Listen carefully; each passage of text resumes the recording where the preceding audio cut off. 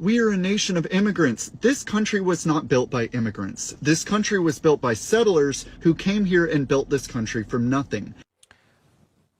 Are you under the impression that when the left talks about immigrants, do you think we're talking about like Christopher Columbus and his gang? Because you said that settlers came here and built this country from nothing. Let's get one thing very, very clear. Christopher Columbus and his little band of misfits were not settlers. No. They were colonizers. That's who they were. They were colonizers. And don't think I'm getting cutesy with the language. Just going by what the dictionary says. Colonizer, a nation or government that claims a territory other than its own, forcibly taking control over the population and resources located in that territory and usually sending some of its own people to settle there. See? Even the definition makes a distinction between colonizer and settler. So, if you were talking about the very infancy of the country that we call today the United States of America, no, it was not built by immigrants. You're correct. It was built by colonizers, forcibly taking things that didn't belong to them. If you're talking about the society that we know today, you're absolutely wrong. Immigrants 100% built the society that we know today. And if you think I'm wrong, go read a book. America. Everywhere you look, we're being played. Simple as that. Check out the border. It's not just immigration. It's cartels running billion-dollar businesses while our so-called leaders play politics. They make it about left versus right, but you know what it really is, right? Right. It's families, our families, caught in the middle. Americans are paying the price while politicians and media have no interest in fixing it at all. Why is that? Because some are complicit and profiting from it. Corporations and politicians alike. You think it's some Mexican thug ring, but in reality, they're fully established in legitimate businesses fueled by their drug monies. So if you stop the drug trade, you stop the legit profits.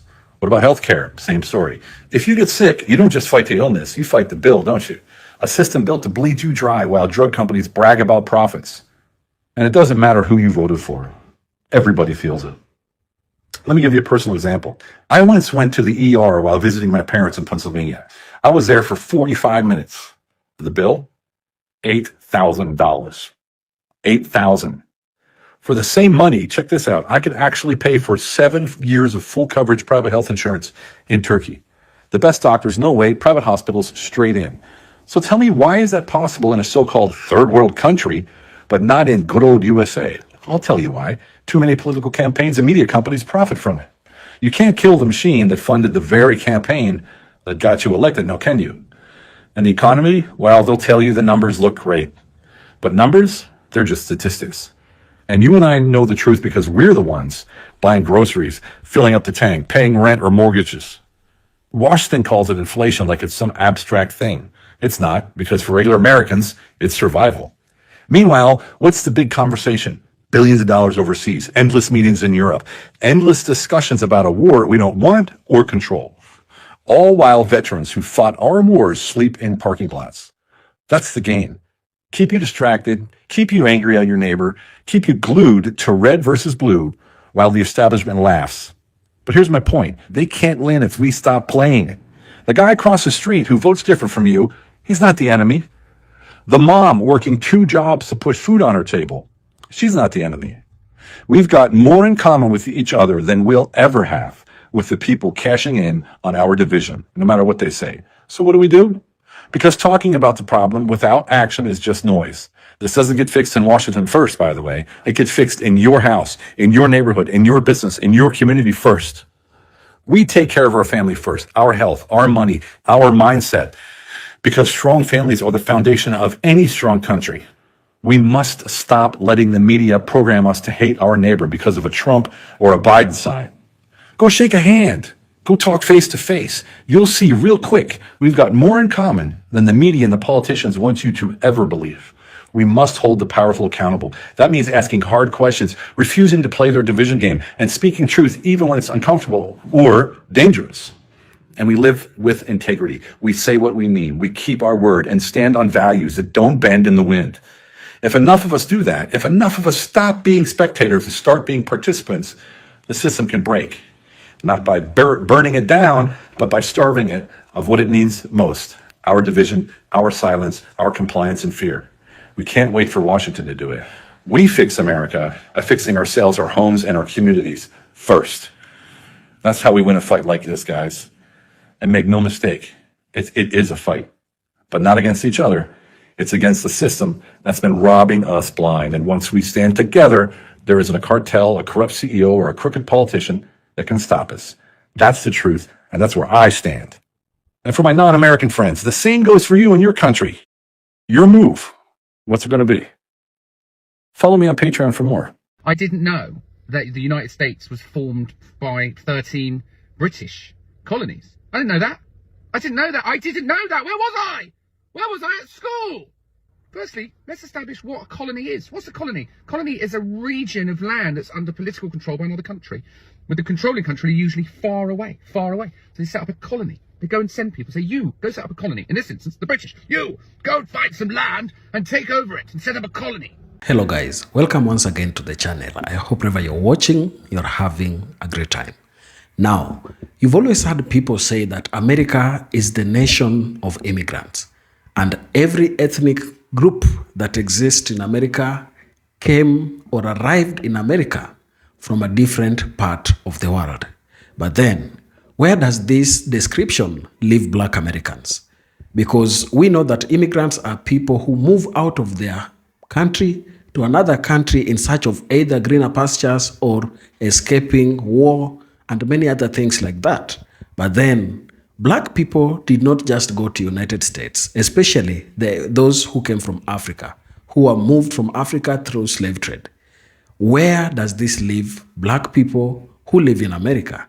This is a question that many people have been asking, and this generalization that does not want to take into account the wrongs or the ills that whites within America have done towards Black people tends to scapegoat or even try to overlook certain things that seem important in the entire history of American people. In today's video, we're going to look at this fallacy where America is referred to as a nation of immigrants without including or without giving proper prescription of where Black Americans are supposed to be placed. Because we know that most Black Americans who are in the United States did not go to United States voluntarily. If you check how different ethnic groups have always been categorized in America, you will come to realize that Blacks are the only people who do not have a definite country where they come from.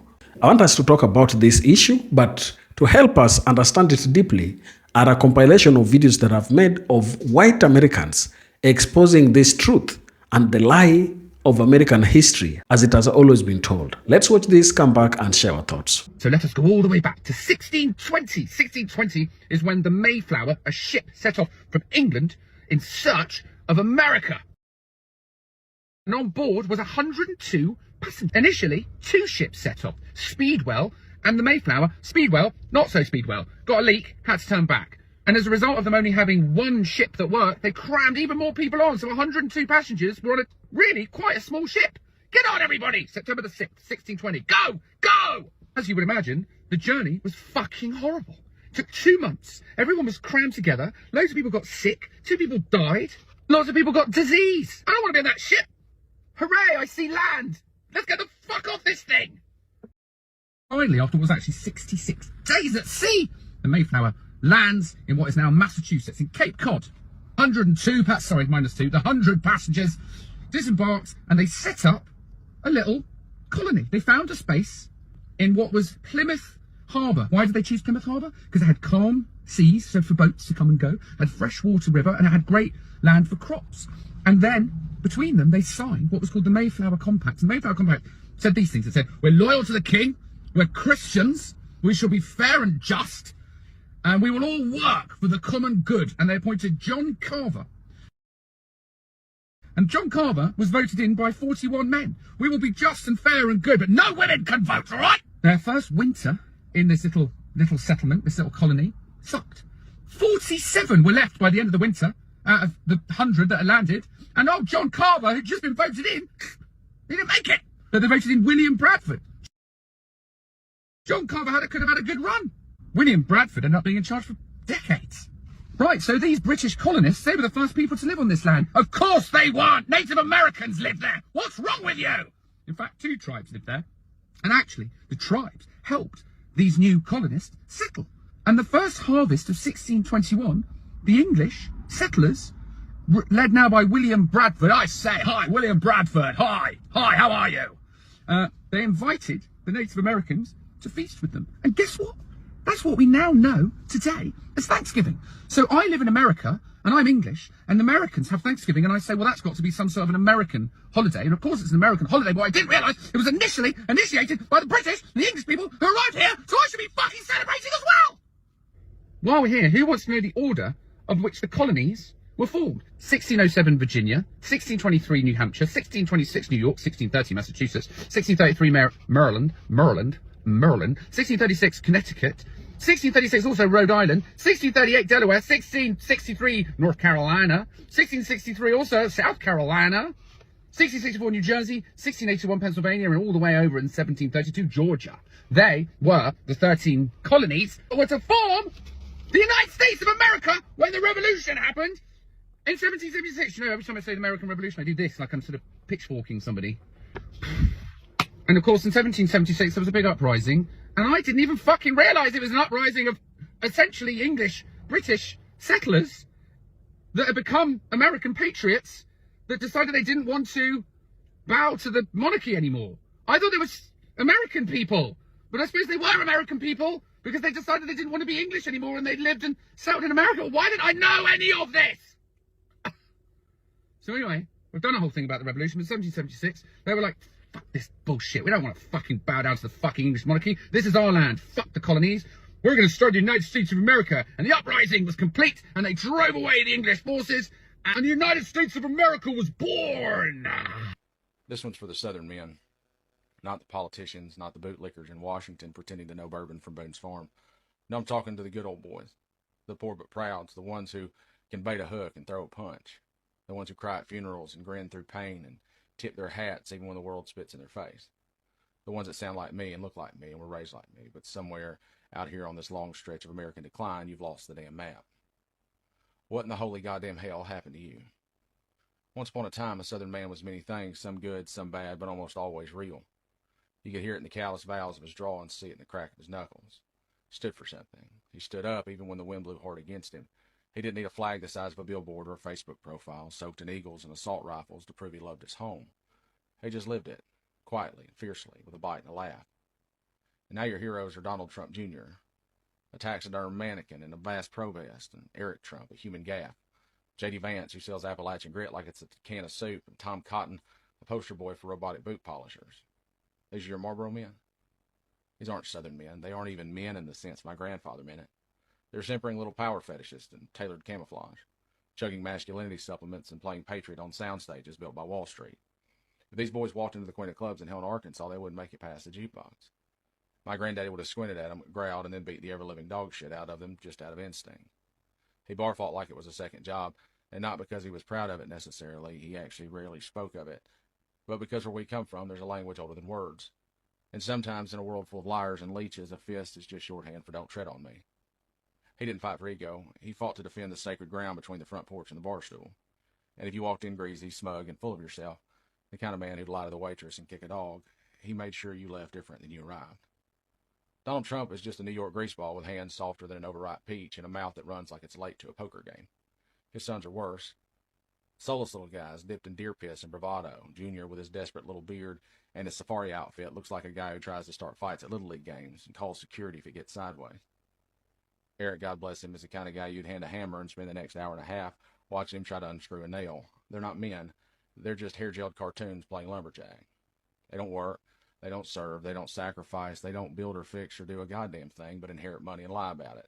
And yet somehow these are the new standard by which manhood is measured. My God, how far we've fallen.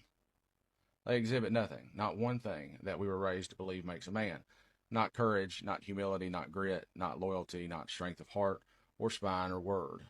They sweat when it's humid, they pout when it's hard, and they run when it's dangerous. They wouldn't last 5 minutes under a tractor. They wouldn't know how to change their own oil. But don't get me wrong, I'm not saying violence is a virtue or that bar fights make a man. I don't think manhood is some holy grail to be earned through broken noses. That's cheap thinking. That's the kind of thinking they sell now. Packaged rage, televised chest beating, a bunch of cosplay cowboys co-signing each other's insecurities on cable news. Manliness isn't in your fist or your flag decals. It's in the quiet things, the hard things, the true things. And these boys you worship now wouldn't last 5 minutes in the world you walk through daily. The part that turns my stomach is this. A Southern man, a real one, wouldn't stand for how these clowns behave in public, not toward his wife, not toward his daughters, not toward his children or anyone else's for that matter. He damn sure wouldn't let some orange-tinted loudmouth mock a disabled person or insult a widow, brag about assault, or spit bile at working folks just trying to get by. His mother would have slapped his mouth clean off for half the things these men say, and his grandmother wouldn't even have wasted her breath. We were raised by steel and iron women in church dresses who carried casseroles in one hand and consequences in the other, and now you fly flags with a man's name on them. You worship him like a savior, and you can say you voted for the lesser of two evils if you want, and maybe you did, but when you defend him, when you excuse him, when you wave his banner like it's a Stars and Stripes reborn, you're not just complicit, you've already sold your soul. And I don't pretend to have the definition of manhood carved in stone. In fact, I think most definitions are too brittle and break under real pressure. But I do know what it's not. It's not inherited money and gold-plated toilets. It's not screaming on a stage while other people fight your wars and pay your debts. It's not throwing tantrums on television and calling it truth. No. A man is what he does when the storms come. A man is how he treats people who can't do a damn thing for him. A man is what he says when no one is looking, and how he loves when no one else understands. And these slick-haired frauds wouldn't recognize that man if he offered to help them jumpstart their helicopter. We're the truth tellers. The ones who called out bullshit even when it came from their own side. The ones who didn't kneel to power or party. The ones who didn't want a king, but dared to be goddamn citizens. We have never been perfect down here. God knows the South has blood in its roots and ghosts in its halls, but at least we did have some kind of honor. Raw and flawed, but ours. But now we have cowards playing cowboy and wrapping themselves in Dixie nostalgia while licking the boots of northern con men. You told my grandfather that one day Southern men would kneel, God help us, before Yankees with gold toilets and fake tans, he'd have thought you were drunk or possessed by the devil. But here we are. Many once stared down hard times, now waiting in line to be knighted by a game show host. You've made a liar of my grandfather. He told me we don't bend, we don't cower. We speak truth even when it's costly, that you measure a man not by the flags on his truck, but by the weight of his word. We stand on dirt, not marble. That a Southern man for his sins never kisses the ring. And now I see you cheer for the ringmaster and beg to be shackled to him. So let me tell you this, from one of your own, from someone who still walks the same black dirt and still sings the old songs, stand up. Stop kneeling for fools. Stop praising cowards. Reclaim whatever dignity that once defined you, not through cruelty and not through guns or flags or chants, but through truth and courage, through the goddamn backbone that built barns and fought wars and buried family. You used to be better than this. Hell, we used to be better than this. Don't let it die with you. We're Southerners. We're unfit for crowns. We're too proud to bow and too tough to follow weak men with gold names and borrowed backbones. Let the South be known for its integrity and dignity. Let it remember what we claim to be and not what the world thinks we are. We've proven them right so goddamn often. I'm not sure we know how to prove them wrong. But for the love of God and biscuits, let's try. Defiance till death. White man tell me today that America was made by vigilantes. This same white man openly admitted to me that he knows how violent the nature of his people is. He said that. He said, man, we really kill everything, right? And then he goes and says that, but this country is made by vigilantes. And I just looked at him and I said, oh, you mean the rejects? He just gave me this look like, yeah, I just said the rejects. America was made by rejects. They were made by people who could not cut it in England. That's who settled here. The fucking rejects of England. I want y'all to understand that. It's not no fucking vigilantes. They were rejects. I'm going to talk more about this in my book in February, but don't ever think that this country was just made and established by people who were fighting against the English, the British. Nigga, fuck that. Them niggas ran. They were rejected. They couldn't cut it in England. That's why they came over here and they had to use people, black people specifically, to do work that they know they couldn't cut it to do. Lazy rejects. Period. Immigrants. This country was not built by immigrants. This country was built by settlers who came here and built this country from nothing. Because crossing borders is only heroic when white people do it. I hate to break it to you, Settler Dan, but your ancestors, and mine too, were the original illegal aliens. What do you call white people who cross the ocean, show up uninvited to land already inhabited by indigenous people who have lived there for thousands of years, and then destroy their cultures, their languages, their religion, and impose your own? Settlers, or rather, colonizers. And then what do you call people of color who cross the border, work jobs that nobody else wants to work, pay taxes, and try to build a life in the so-called land of opportunity? Illegals. Illegal aliens. Criminals. If you're white, it's exploration. You're a pioneer. You're a settler. And if you're not, you're an invader. And for the record, it wasn't the colonizers that built the United States. It was the immigrants that came after them from every corner of the globe. They built the railroads, the roads, the factories, the farms. They built the United States. You know why Trump supporters don't like immigrants? They're smarter than they are. They work harder than they do. And they have ethics and values. I love my immigrant brothers and sisters.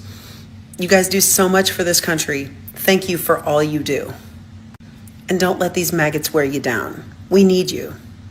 Toodles. Of immigrants. This country was not built by immigrants. This country was built by settlers who came here and built this country from nothing. The wealth of this country was built by enslaved black people. Well, black people weren't immigrants, and the wealth of this country was not built by slaves. That's the honest reality. They did produce a lot of wealth for America, but all the northern states didn't have slaves. In fact, at the peak of slavery, only 3% of Americans owned slaves. Now, 25% of people owned slaves in the South. There was a civil war fought in order to free these slaves. Now, I do concede to the fact that black Americans did build the South, but once again, they're not immigrants, they're Americans. The railroads are built by Asian immigrants. Yeah, America's really known for its advanced railway networks. It really does not matter at all. And even those Asians, you don't descend from them, most likely, and so do most Asians in America.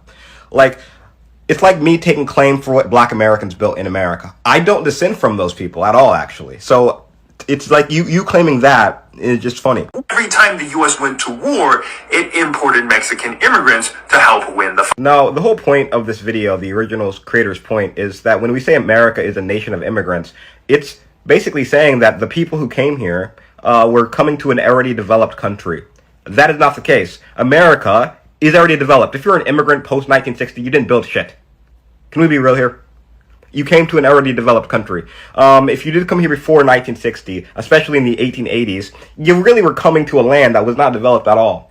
And I think that's the point. And a lot of you guys just want to say white people didn't build this country. They did build it. They wrote the Constitution. This was a white country. Now it's not. All of our laws, all of the inventions, such as the light bulb and the automobile and all these other things that developed here in the United States would not be a thing if it wasn't for these evil colonizers, and you wouldn't be living in this country at such a high standard of living if it wasn't for those people. So I have no resentment towards the white or black Americans who built this country. Obviously, nobody has resentment towards the black people for other political reasons, but you're not, once again, you're not in the same category as those. Twisted how colonization and capitalism have wiped our collective memory.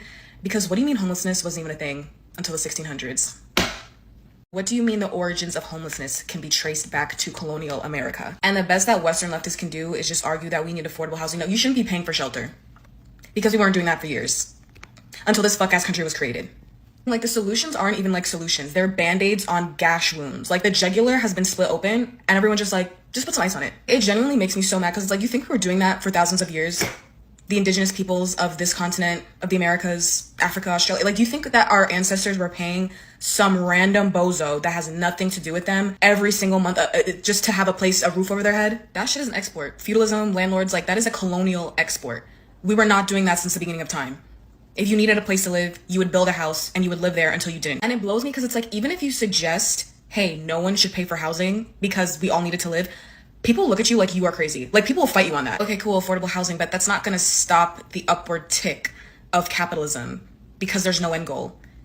It's just continuous extraction and exploitation and making money until infinity until we're all dead. So let's skip all that, get back to how we were living and maybe take care of the collective. No, people will literally look at you like you're insane. This is why decolonization is the true path towards liberation, because this collective memory wipe prevents so many people from actually genuinely fighting for a completely free world. It convinces the collective that the best we can all fight for is scraps, reform, instead of getting to the root and the heart of all of these issues and destroying and dismantling all of it. Even without all this historical context, if you just simply say no one should be on the street, no one should have the power to put anyone on the street because we all need housing to survive, there will be somebody being actually, regardless if they're a landlord or not, because they believe in capitalism, because they have class aspirations, they believe in settler colonization, can do backflips for them, or will eventually one day. And for that, they're fighting for everyone to struggle. You want to struggle. What? For the folks that are oh, we just need $300, $400 rent. Again, I understand that sentiment, but even when rent was $400 or $300, people were still homeless. People still were on the street back then. And that alone is why no one should pay for shelter. No one should pay for housing. That's the crazy answer. No one should pay for housing because we all needed to survive. But we can't have that because capitalism requires poverty to function and for people to struggle. So it can hold that over your head and be like, see, you must work unless you want to be like that. Poor people gotta exist for capitalism to keep going. And instead of everyone being like, okay, let's stop that. Let's not pay for housing. Let's not have rent. Let's get rid of landlords because that shit was not even a thing anywhere else besides Europe. You're the crazy bitch. The reason I keep hammering that European settlers built America is only because it's a completely verifiable fact that everyone knows, yet the only reason it's still brought up hundreds of years later as a talking point is they want to discredit the idea that Europeans built this place so that their descendants don't feel like they have a claim to the land. The reason they do that is they want borderless nations, so they want like a global one world government, right? So to get that, you would actually have to make it so the US had completely open borders, because once their borders were open, well, everyone else's borders are now open too, and no one has a sovereign nation because the people that created the idea of everyone having sovereign nations are the country getting destroyed from the inside. They would actually much prefer you get suckered into giving your land back, but of course it wouldn't go back to the Native Americans, it would go to the government. Except this wouldn't just be the US government, this would be the global government. So think like the UN, the WEF, all these unelected people that make all these decisions. But yeah, anyway, I don't bring it up because I don't think Native Americans have a claim to the land. Like when I say I'm native to here, I mean I was born here. I would say Native Americans are indigenous, and I'm not. I also believe this land belongs to the descendants of African Americans who have also lived here for hundreds of years. So my bringing this up has really nothing to do with me thinking this land only belongs to white people, and everything to do with the fact that I would prefer we have sovereignty, and I would prefer all the other countries have that as well, because sovereignty just means countries can do things differently. So if some countries want these laws and other countries don't, we don't all have to do the same thing. So that's the importance of that. And I think every country deserves it. So that's why I continue to tell you the truth, which is this place was completely, or almost completely, 90% settled by European Americans. Clothing doesn't just have to be fashionable. You can wear shirts that remind people of things. And this shirt reminds people that America was built by immigrants. Get yours today. Link below. Targeting brown people because we are native to these lands. And they've been trying to get rid of us since 1492. It's been a 500-year occupation. And they started with guns. They started with disease, starvation.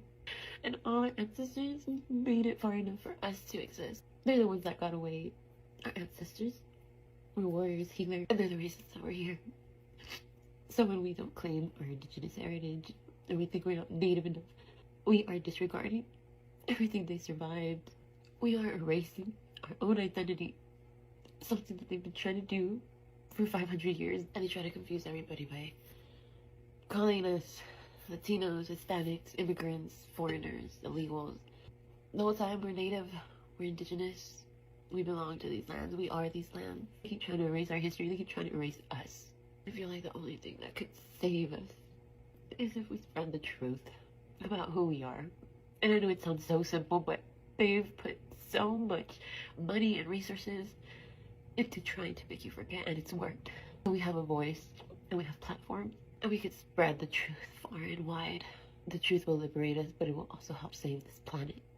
Because we are the original caretakers of the land. The land needs us to remember who we are. We need to save this planet.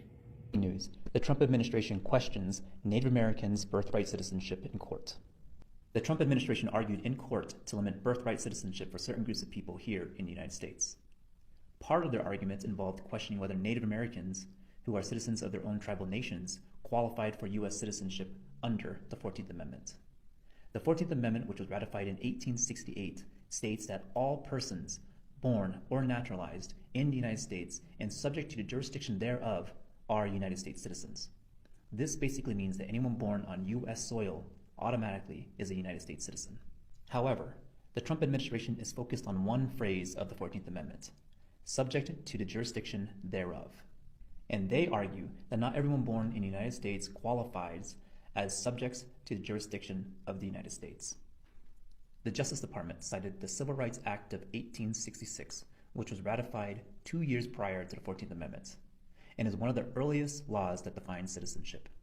What's interesting about this is that it excludes two groups of people from citizenship. The first is subjects to a foreign power, and Indians not taxed. Historically, the United States government treated all Native Americans as belonging to separate nations and not to the United States.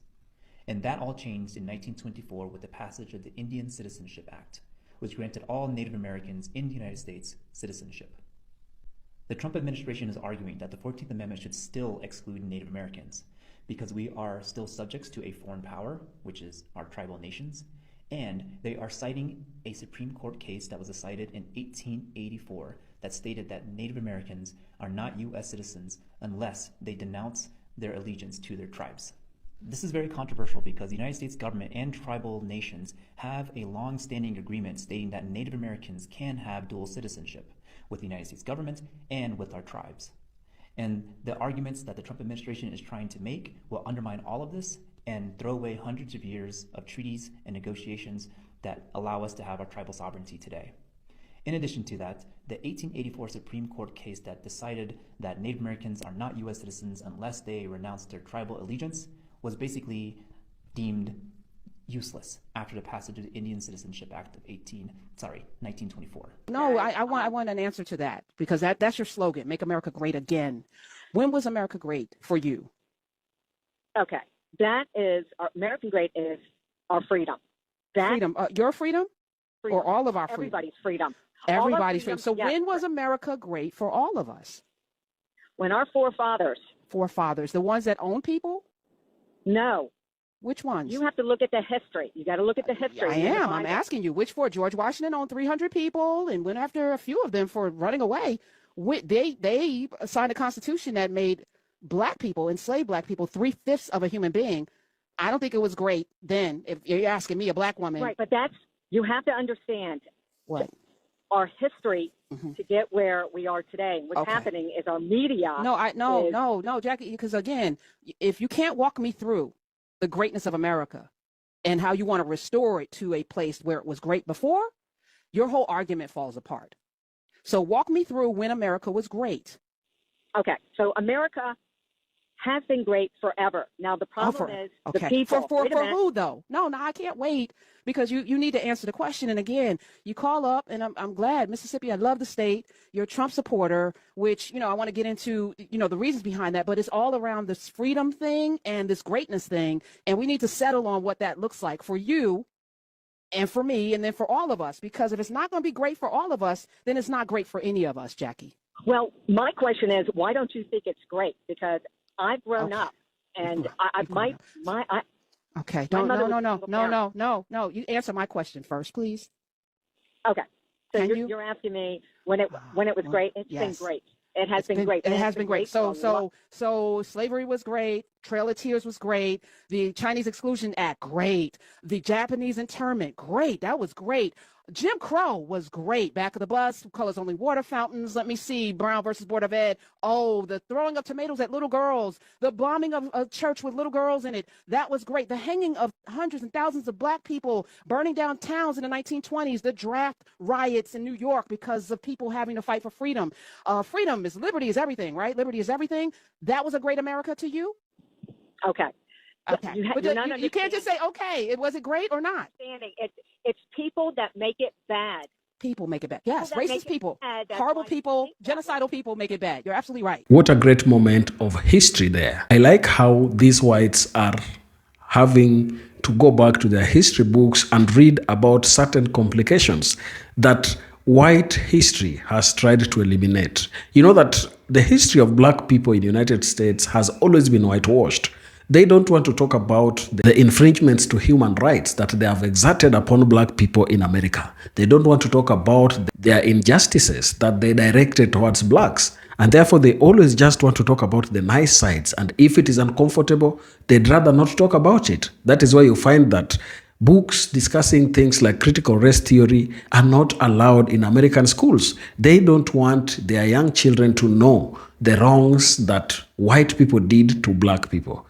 And that is why I believe that the advent of technology and how technology is continuing to develop, we will have a generation that is well informed about our history books. And that is what is needed, because when we understand our history, we are able to address issues depending on the historical backgrounds that we have, and therefore make the right decisions that are needed. So, how are blacks supposed to be categorized in the United States? Black Americans are not typically classified as immigrants because Their ancestors were forcibly brought to the United States during the slave trade, primarily between the 16th and 19th centuries. Unlike voluntary immigrants who sought opportunity or refuge, Africans were enslaved and transported against their will, stripped of agency and humanity. Their descendants born in the United States are native citizens, not immigrants, as their roots in America span centuries, predating many European immigrant groups. The exclusion of Black Americans from the immigrant label stems from their unique historical experiences. Immigration implies a choice to relocate, often for better prospects, whereas enslaved Africans were subjected to brutal coercion. This distinction is critical because equating their history with voluntary immigration erases the legacy of slavery, systemic oppression, and the ongoing struggle for civil rights, misrepresenting their position as one of choice rather than forced displacement. John F. Kennedy in 1958 wrote a book, A Nation of Immigrants, emphasizing America's identity as a melting pot of voluntary settlers, celebrating diverse groups who chose to build a new life. However, it largely overlooked the involuntary arrival of Africans, framing immigration as a narrative of opportunity. This omission reinforced a sensitized view of America's history, sidelining the distinct experiences of Black Americans and their contribution to the nation's foundation. Over time, the immigrant label has been used to misrepresent Black Americans' position by implying they share the same upward mobility narrative as voluntary immigrants. This ignores the structural barriers, slavery, Jim Crow, redlining, and ongoing discrimination that have systematically denied them equal success to the American dream. It also marginalizes their unique cultural and historical identity, rooted in resilience against oppression rather than migratory choices. This misrepresentation persists because it aligns with the broader narrative that downplays systemic racism by framing America solely as a nation of immigrants. Policymakers and society can sidestep the uncomfortable truth of slavery's lasting impact. Recognizing Black Americans as distinct from immigrants demands confronting historical injustices and their modern consequences, which challenges the optimistic, homogenized immigrant story Kennedy and others promoted. So this really tells you the true position of Blacks. They do not have that label immigrant on them because immigrant denotes somebody who came out of their choice. But then Blacks didn't come to America out of their choice. They were forcibly moved away from their countries and taken to America. They were stripped of their agency and they don't even know where they came from per se, because many of them were pushed to America, told to forget about their names, given new names, given new languages, given new cultures, and therefore they don't even have cultural activities that could easily or be directly linked to any African country, as it were. And this really tells you that Black Americans in America need to come together. No matter where they are, they need to work together and realize that they must support one another to achieve their heritage that is always being destroyed and minimalized by white European settlers who live in the United States. Share your thoughts down in the comment section. And if you're watching us for the first time, please remember to subscribe to the channel, like the video, and share. Thank you, and let's meet on the next one.